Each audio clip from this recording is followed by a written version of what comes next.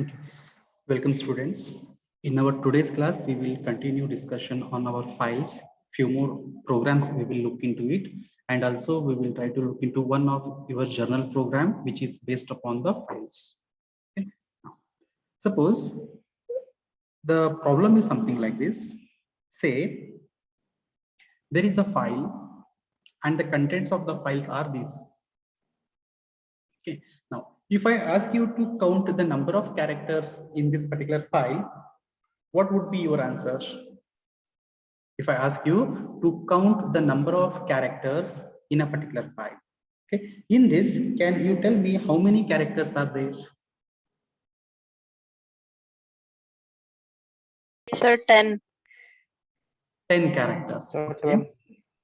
12 characters. Fine. Any other answers? I got some extra here, 12. Why it is 12? So white space. White spaces, right? There is a space in the line 1, right? There is one more space in the line 2. So what it makes, how many characters now? 12 characters, right? But 12 is also not the correct answer. Okay. Now, what I will do is that I will execute the program. I will explain you the program, how we can write a C program that will calculate or that will count the number of characters in a file and then display that particular number. The problem here is that the program, we need to write a C program that should take the file, right? That should look into a particular file and count the number of characters and then display those particular total count. Okay, the program is really very simple, very simple. Let's directly look into it here. Okay, now first of all, what I'm trying to do here is that till now I used to write the statements of the program line by line. Okay, now I'm going to stop that because you have till now you have learned the concepts in detail. I've explained it up to the details. Okay, how you can write the code in a file handling. Okay, now what I will do is that I will just directly look into go to the program which has been already written, and the new concepts I will just try to explain there. Okay, now this particular program, it will read a text file. One more thing, students, just pay attention to the things which I am highlighting. Okay, the cursor movement you have to observe here. If you are looking to some other lines, then definitely you will not understand what I'm explaining. Just pay attention to the cursor movements, the content, what I'm explaining. Okay, the program, it should read a file, text file, basically, and then it should count the total number of characters in it. Count and also display that particular total count. Right? So in order to read a file, definitely we require a file pointer, right? Then we require one particular variable to read the characters, that is char ch. Right? Now we need to count the numbers of characters. So to count that, I will take a variable of the type integer, which will get initialized to 0. Means a counter is my variable, which will keep on counting the number of characters in that. Okay, so once the file pointer is declared, now I need to open the file. The purpose I have to define here. Since I want to read the content, then the purpose should be, that is the mode should be in R. R means I'm just opening the file in read mode. If file doesn't exist, then it will give you the null value, right? Now, which file I'm going to open? The file which I have specified here. The name of the file here is input unix file.txt. Okay, then if the file doesn't exist, anyway it is going to give a null value and this code will get executed, which will terminate the program.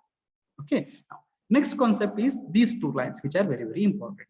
The first one we all are aware of what it does, right? In the first one we have the condition. What it does, first it will just get a character. How can we get a character from a file? By using the function called as getC. So get a character from the file which is being pointed by fp and store it in the variable ch. If that particular character is not the end of the file, then proceed further and execute this particular statement. Okay, now in simple terms, what I'm trying to do here is that if there exists any other character apart from end of the file, you just count it or you just increment the counter value. First time it will be 0. Okay, now, for example, if I just open a file here, let's say that file was this input.txt. Now, first this L will be read, right? This L will be read means, is it end of the file? No, it is not end of the file. So counter will get incremented. So now counter will become 1. Next time I will be read. Since it is not end of the file, then counter will get incremented to 2. Like that, every character when it is read, the counter will get incremented, right? And then finally it will display us that particular value of the counter, right? That value of the counter is what? It is going to be displayed over here. Total number of characters in the file are going to be that particular %d, that is nothing but the counter. Now, theoretically, when I asked earlier, few of you said that there are 10 characters and there are 12 characters. But when we quickly looked into it, what we found that figured out what? There is a white space. That white space is also a valid character, isn't it? So that made us a 12 characters. But let us see, when we execute this particular program, then what is going to be the output here? Okay. Is this particular program understood first? The meaning of these 2 lines? If there are any doubts, please do ask. Is that understood? Yes, sir. Yes, sir. Now let us run the program. Let me compare it first. The file name is 26 here. File, then it is file count, I think. File count characters. Execute. No errors. Execute the program. Now, total number of characters in the file is 13. But here, this is the file and it says that the total number is 13. But just now we discussed and we figured out that there are only 12 characters. Now, who is correct here? Is the program correct, or our understanding of manually calculating the number of characters is correct? Who can answer? Sir, program is correct. Program is Okay. Now, how program is correct? Where is that additional character? Sir, end of line. End of line. Where? Which particular line? Sir, after 1. After 1. Now, look at the thing here. It reads first character, that is 1, 2, 3, 4. Fifth is the white space, and then 1 is sixth one. And after this one, next it is printing on the next line, right? Since the cursor is moving on to the next line, then there should be one character which is called as end of the line. Or in programming language, we use, right, /n.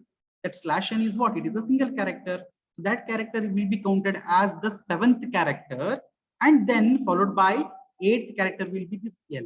Then again in the same way, then next remaining characters up to 2, we get a total of 13 characters. That makes it a total count to be a 30. So point of understanding here is that whenever we have multiple lines, right? End of the line, any particular line, there will be invisible character. Or you can say programmatically a correct term as non-printable character. So that is end of the line. New line, or in other term we call it to be a new line character. So that new line character will be calculated. And now you may have a question, then why, sir, there is no new line character after this 2? This is also a line, then why there is no a new line character here? Why did not it count it as a 1 additional and give us the result as 14? Do anybody have this question in your mind? Why it did not? Yes, sir. Count, right? Okay. Anybody has an answer also? Let me see if anybody has an answer. Yes, sir. So because it is end of file. Yes, because sir. it is end of the file. Okay. Someone else can try to answer.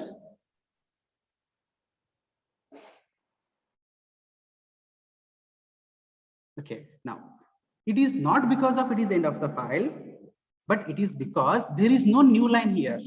There is no new line here. What actually new line means? Now, after 2, okay, after 2, cursor is positioned there itself. Is it going on to the third line? It is not going on to the third line. If suppose if the cursor goes to the next line like this, right? Now cursor is pointing where? It is pointing on to the third line here. Are you able to see it is pointing on to the third line? If it points to the third line, that means the previous line here, there is a new line character. Then it will make a total number of characters to be what? 1 additional. then it is going to be a 4. Understanding? Yes, sir. That's Yes, right. sir. Now, how actually we can see a new line character through the Unix commands, right? Suppose if you are writing a program through a Unix, right, then there are certain commands, okay, that will help us in identifying the characters. There is one very beautiful command by the name OD. Name of the command is OD. Okay, so using that particular OD by passing certain attributes. Let's say I will just try to pass the different type of the attributes. You have studied these commands, right, in your first semester, Unix certain commands and its options will be given or passed as a hyphen and then certain characters, right? The most popular command you might have seen is ls command to list the contents of a file, right? Like that, there is one command by the name od. Okay, if I use different options, like the options I'm using here a b c, each one of them have a different meaning. That, okay, as of now I will not explain those meanings. After here I can type in the name of the file. So name of the file here I'm going to give it as, this was the file, right, input.txt. Okay, let me give this particular file over here as the file name .txt and then enter. Just understand, students, here. First line, after line there is a sp. What actually this sp is? Sp is nothing but this white space, right? You can also here, you can see here line, then there is a space. So this space is also considered as a space. Then there was a 1, so there is a 1. Okay, then the different representations I'm showing you here. The below line here, the one highlighted, it shows you /n. /n means what? NL. NL means new line. NL means new line. So this new line is visible if I make use of the command OD, right? And then followed by line, then one more space. You can see again here as a SP, and then 2. That line 2. After 2, since there was a there was no new line character, it was just a stop there itself. Means there was an end of the file after this. There was no new line. So if you now count all these things, the middle line here, what you see, these are nothing but the octal representation of those characters. Octal representation of the characters. The L octal number is 154. I 151. Like that, different octal numbers are represented over here. Okay, that is the output of what we get from OD command. Understood, students, here? How there Yes, are sir. 13 characters. Okay, now let us see one more concept here. I will show you one more file here. Input Windows file. I will just double click on that. Now I will just select all the content here. Can you tell me how many files are, how many characters are here?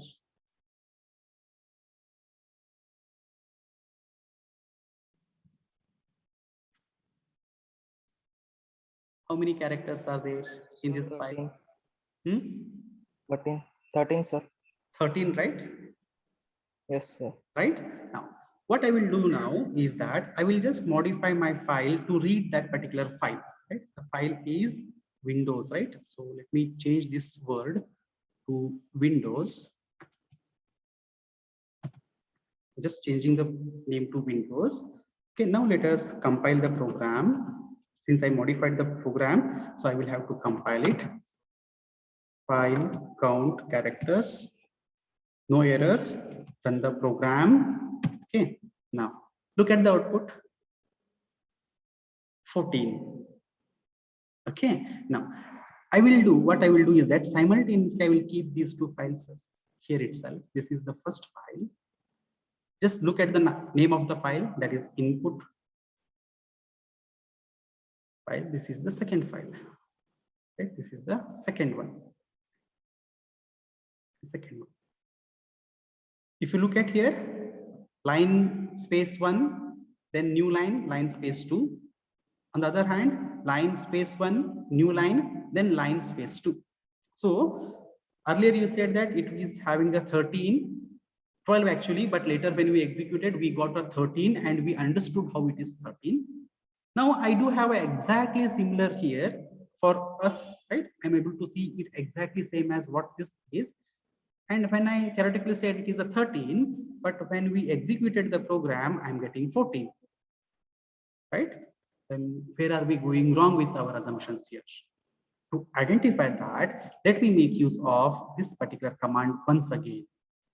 Okay, let me make use of this OD, then let me pass it as a ABC as the parameters or the options. Then the file name is going to be input windows.txt.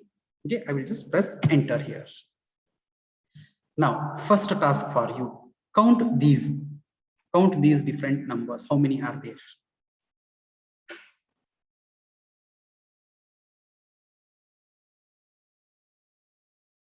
How many are there? 14, sir. 14. 14. Earlier, now these two are two different files here. Here, the one which I have highlighted here, this is input file. This is a file of the type Unix I have given. Other one I have given a Windows. Can you identify the additional character in this? Sir, /R. /R. There is a /R, which is an additional character in this. Okay. Now, but when you look here to our bare eyes, we can't see any other characters here. The thing is, the concept here is that the file which we have created, this one and this one, in which particular operating system format we are creating the file. I will repeat once again, the type of the operating system using which we are creating the file. Based upon that, okay, the new line character, let me try to write it here so that you can understand the concepts. The new line character means,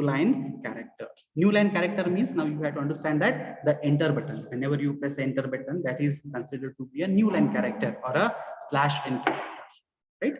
The new line character, actually its interpretation differs based upon the operating system, right? Here, what I mean by operating system means there can be a Windows operating system file, there can be a Unix operating system file, there can be a Mac OS operating system, right?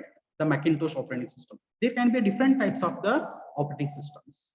Okay, the Unix, Linux, or you may say other word as a Ubuntu, okay, or Fedora. All these are the same flavors of Unix itself. In which particular format of the operating system we are creating the file, based upon that, the new line character is going to be defined. The new line character is going to be defined. In Windows, the new line character actually consists of two characters. The new line character in Windows, it consists of two different characters. What are those characters? The first one is CR and second one is NL. Combination of this CR and NL makes it to be a new line character in Windows. That CR is nothing but actually carriage return. CR stands for carriage return and NL stands for new line. So here /R it indicates, and it indicates a /n. Now I will just move on to this output. Do you see something like that here? CR and NL. Can see there is a CR and NL. The corresponding other representation is /R/n.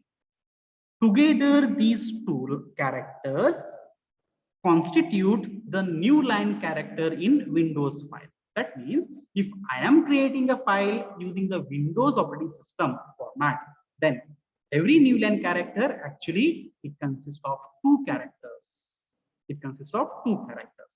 But whereas if I make use of the formatting of the Unix or a Linux or Ubuntu Fedora, then it is going to consider only the one character, that is NL. That NL is nothing but what? A /n. In the same way, for Mac OS also, the Mac OS again, it consists of only NL, the new line itself. That is nothing but /n. Okay, so just to summarize here, if the file is created using the Windows formatting, the new line consists of 2 characters actually. That means whenever we have a file like this in the Windows, then after 1, it is moving on to the next line, new line character. It is not a 1, it is 2. If the file is created using the Ubuntu or a Fedora, then it is going to be only 1 character. That's why the output is getting varied, even though there are same number of lines, what we can see, but output going to be different over here. Understood, students? Yes, sir. Okay. Do you have a question like this, sir? How you said if we create with respect to Windows formatting, if you create with respect to the Ubuntu or Unix formatting, the number of characters for the new line varies. But how do we create it in that particular format? You might see here both these files here, which I am showing you. Both these files are in the same folder, right? The operating system is what? Windows only. These 2 files are in Windows only. But how it is being identified as the Unix and how it is being identified as the Windows, right? It is pretty simple. I will just show you. This is an additional concept I'm teaching you. Okay. Now, let me delete these 2 things. I'm just deleting the files. Just deleting the files here. Okay. Now, since it is an Windows operating system, I right click, new, and select a text document. This is one of the method. Here I will give input Windows file. Input Windows file. Let me just change the case here. Input Windows file. And now I open this file and I'm writing the content. Line 1, enter. Line 2. I will just save the file here. Okay, now I created this file using now Windows formatting. Using Windows formatting. Let me just quickly clear this content. Okay, now if I make use of the OD command with ABC and I pass this particular file name, if I pass this particular file name, then I'm going to get the output as 13 here. You can see CR and NL both are there. Okay. Now I will create a file in Ubuntu. How can I create? There is a command by the name cat. Do you remember, students? The command cat. I think in the previous classes I have explained you, right? The cat command I can make use to create the file. Now here I'm using the cat with the greater than symbol. Then I will give the file name as input Unix file.txt. Okay, and then I will enter. So it will allow me to type the content. So line 1, enter. Line 2. Now I want to stop. To stop writing, I need to press Ctrl D. Right? Now the file is being created. Now you can also go back here. You can see the file is created. The content is line 1, line 2. Here also the content is line 1, line 2. But both are created in a different formatting. Now, if I write the OD command, say OD-ABC, and then I pass the Unix file, now you can see the change for the new line. The new line is what? Only a /n, not the /r. Understood the difference between the new line characters in different operating system? This is the additional concept that I'm teaching you. Right? This concept you may, if you remember, it will be useful for you in your 5th semester or even in your 3rd semester. Just acknowledge, students, whether you understood it or not. Understood, Yes, sir. Yes, sir.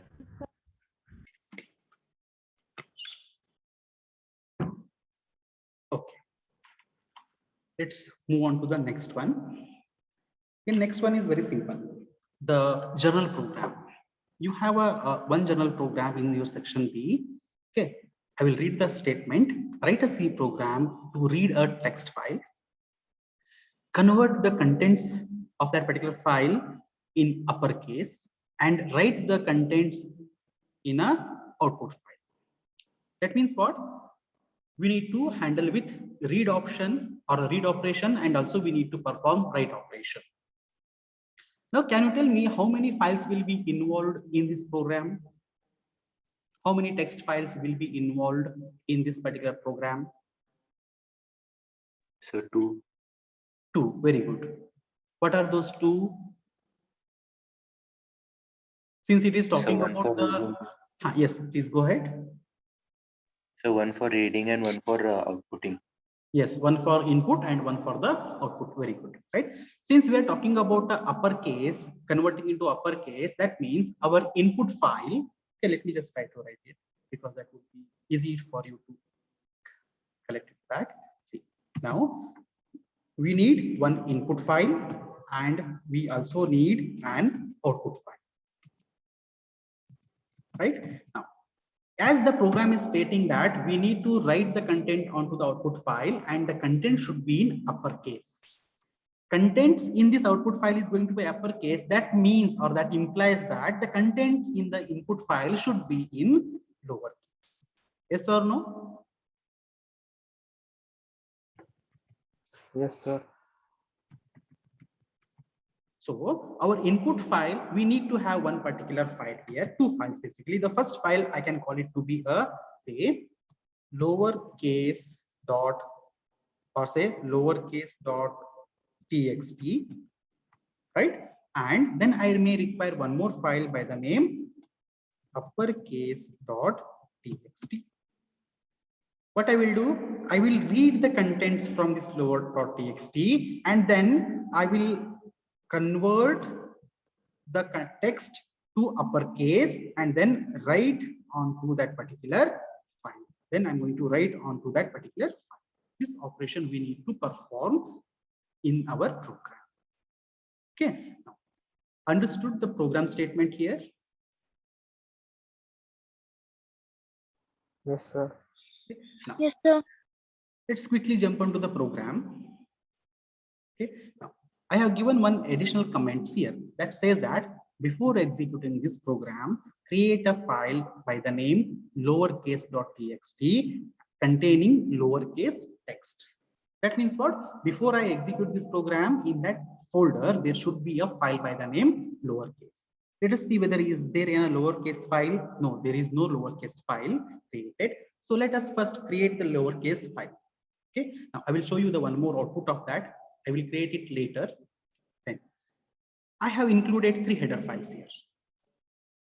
Can you identify the new header file? Yes, sir. ctype.h. ctype.h. This ctype.h I'm using because I need certain library functions which will convert lowercase to uppercase. Okay, there are certain functions which will convert from lowercase to the uppercase characters, right? In order to use that library function, I am using one more header file, ctype.h. Okay, coming on to these particular 4 statements. We require what? 2 files. We are dealing with 2 files here. One is the input and one is the output file. Input is lowercase.txt, output is uppercase.txt. That means we require 2 file pointers. So I have called it to be a fp1 and fp2. fp1 will deal with the input file. So you have this statement. fp is equals to fopen lowercase.txt, comma r. Okay, let me just interchange these statements. Let me put it over here itself. If there are any errors while opening this particular file, then there will be a null value returned, right? Null value when I will get, if this file is not created, and I make an attempt to open the file, then definitely it returns a null value. So I have these statements. What I say, input file opening error. So create a lowercase.txt file containing lowercase contents. So these 2 messages will be displayed if there is no lowercase.txt. If it is present, well and good, this block will not be executed. Right now, coming on to the next block of statements, here I'm trying to handle or open the second file, because second file is what we need to perform the output operations. Wherein the uppercase have to be converted, the lowercase have to be converted into uppercase and then write onto that, right? For that, I'm opening the second file pointer fp2 and open the uppercase.txt in a write mode. I have a question here. Suppose if this uppercase.txt file, if it doesn't exist, will it give me a null value? No, sir. No, sir. No, right? Because if the file doesn't exist, it will create the file. That is the concept of a W. So if the file doesn't exist, no worries, it is going to create the file. If file is present, then it is going to delete all its content and it is going to write a new content on that. Okay, but even though if there are any errors, then those errors will be caught. Then it will be program will be terminated. The printf statement is output file opening error, just to distinguish between these two errors. Okay, now coming on to the next set of blocks. Look into, just pay attention to these three statements. The first one is that I'm saying converting file contents to uppercase. This statement will be displayed. Now try to visualize. There are two files. Left hand side you have, assume that there is an input file. Right hand side you have an output file. Input file is what? It contains a lower text. What I need to do first, I need to read the characters, right? So I make use of the getC. Read a character from the file. Which file? Which is being pointed by the first file pointer, right? So first file pointer is pointing to what? Lowercase.txt. That means from the lowercase.txt, you read the first character and store it into a ch. If it is not an end of the file, then I need to convert it into a uppercase. How can I convert into uppercase? There exists a library function by the name toUpper. What this toUpper does, it takes one parameter. That parameter is ch, right? If suppose if this particular ch is a lowercase, convert it into a uppercase character and then you write it. Why I'm telling right? Because I'm using a putC function. putC function will write the content onto the second file, right? Now suppose if the file first character is in lowercase, that now will be converted into uppercase and will be written onto the fp2 pointer. That is second file. So this keeps on happening. That is, read the content, read the character. If it is a lowercase, convert it into uppercase and then write. Now you may get a question here. Sir, what if the character is not a lowercase? If it is in uppercase? If it is in uppercase, no need not to worry. It will not convert it. It will retain as it is itself. Suppose if the characters are numbers or the special characters like a digits and the special characters, then it will not be converted. It will be retained as it is and it will be written as it is onto the output. Very simple lines here, two simple lines. The additional thing which you are learning here is only this particular function, that is convert to the uppercase. This is a library function which converts the case to a uppercase. If it is in lowercase, it will convert. Otherwise, it will retain as it is. Okay, and that particular function is present in the C type H header file. Okay, so once it reaches the end of the file, so all the characters would have been converted and then written onto the file. The next job, what we need to do, we just need to close both the files. So close, close, first one and the second one, and then just display some statements. Uppercase file is saved. Now open the uppercase.txt file to see the output. Okay, now let us execute quickly here. Students, you can enter your attendance. Meanwhile, you can enter your attendance. I will continue with the explanation. Hardly I just require a couple of minutes. Okay, now as of now, you can see there is no file by the name in lowercase. Let me delete this file as of now. Let me delete. Let's see what happens. I don't have any files. And if I execute this program, this is JP0B. Let me quickly execute JP. No errors. Run the program. You can see I get an output like this. Why output is like this? Because the input file is not there. That means I need to create the file. Let's quickly create the file. Say lowercase.txt. I'm just creating the file. Okay. This is input file. Contents are in lower case. Also, I will include certain numbers here. Certain numbers and certain special characters, and just completing it. Now, if I run the program, it says converting file to the uppercase. It is there in this particular file, right? Quickly display the function, that particular contents. Can you see here? Output file is created. The contents are now in uppercase. The numbers, special characters are retained. Understood, students? Yes, sir. Yes, sir. Okay. If you want to look into the code and practice, just take a snapshot of this one. Snapshot of this one, you can practice it. Only these two lines are different here. The remaining lines you are aware about it. Okay. Here I'm just, to make it easier, I'm just using the library functions. Okay. If we don't want to use the library functions, we can write our own code which can convert a character from lowercase to uppercase. You can try it out how to convert into a